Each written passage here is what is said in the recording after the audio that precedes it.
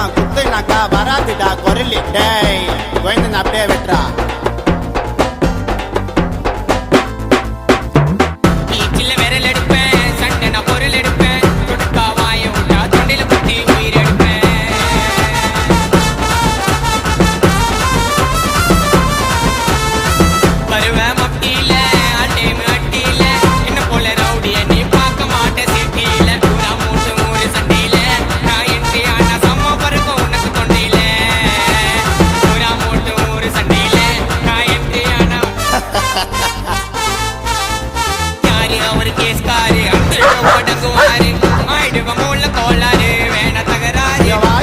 செத்துடுவேன் நீ சுடுகாட்டில பத்திடுவேன்.